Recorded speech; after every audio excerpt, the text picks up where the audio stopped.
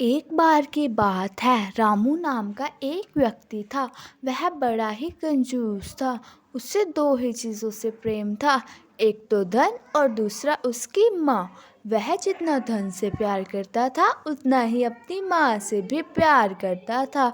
वह अपनी माँ की हर बात मानता था। वह अपनी माँ की कोई भी बात कभी भी नहीं टालता था। एक दिन माँ से बेटा बोला, माँ, खेत में गेहूं बहुत अच्छी खड़ी है। इस बार तो खूब सारा अनाज होगा और बहुत सारा पैसा भी आएगा। इस पर उसकी माँ बोली, बेटा, इस गांव में बहुत से ऐसे लोग हैं जो बहुत ही गरीबी वाली हालत में हैं, जो बहुत ही गरीब हैं, जिनको भरपेट रोटी भी नहीं नसीब हो पाती। उन्हें देखकर मेरा मन बहुत दुखी होता है। जब भी मैं उनके हालात देखती हूँ तो मुझे बड़ा बुरा लगता है। मैं उदास हो जाती हूँ, मेरा दिल दुखता है। बेटा बोला, पर हम भी क्या कर सकते हैं माँ, सबके अपने अपने कर्म हैं। है।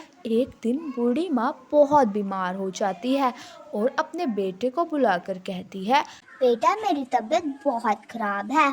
अब मेरे बचने की कोई उम्मीद नहीं है। मैं चाहती हूँ कि मेरे मरने के बाद तुम एक खेत की गेहूं की रोटियां गरीब लाचार व्यक्ति को खिलाओ। पर मुझे तुम पर भरोसा नहीं है कि तुम ऐसा करोगे, क्योंकि तुम बहुत ही कंजूस हो। फिर उसका बेटा बोला, ऐसा क्यों कहती हो माँ, मैंने आज तक तेरी कोई बात टाली है? और यह कहकर वह ऐसा सोचने लगा कि ऐसा कैसे हो सकता है। मैं ऐसे किसी को अपने खेत की अनाज की रोटियां बनाकर खिला सकता हूँ। इससे तो मेरा बहुत घाटा हो जाएगा। मैं कोई तरकीब निकालता हूँ जिससे माँ भी नाराज़ ना हो और मेरे पैसे भी खराब ना हो। उसने अपनी माँ से कहा, माँ, मैं एक खेत की रोटियां गरीब बेसहारा लोगों को खिलाने के लिए तैयार हूँ और मैं तुम्हें वादा भी करता हूँ मैं ऐसा करूँगा। पर तुम्हें मेरी एक शर्त माननी पड़ेगी। अगर आप हरिद्वार स्नान करके आ जाएंगी तभी मैं आपकी यह इच्छा पूरी करूँगा। वह वो चालाक था।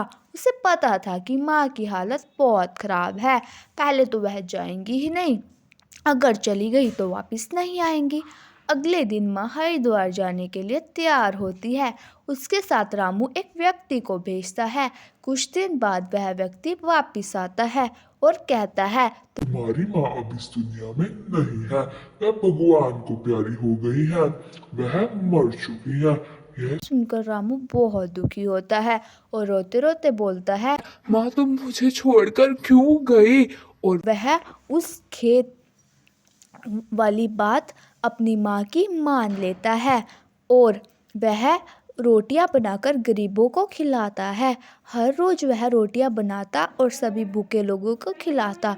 एक दिन वह व्यक्ति जो माँ के साथ गया था उसकी माँ के बारे में बताने, आया कि तुम्हारी माँ जिंदा है, वह दूसरे गांव में किसी रिश्तेदार के यहाँ है।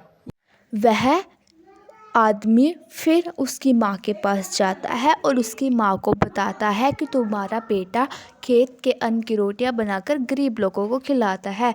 तो माँ बहुत खुश हो जाती है। अब लोग उस खेत को रोटियों का खेत कहने लगते हैं।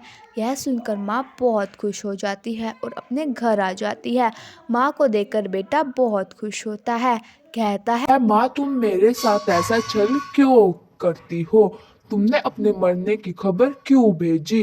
बेटा, मैं चाहती थी कि मेरा बेटा मेरी इच्छा पूरी कर लेगा या नहीं। इस तरह वो रोटियां बनाता और गरीबों को खिलाता था। इस प्रकार माँ बेटे खुशी खुशी रहते थे।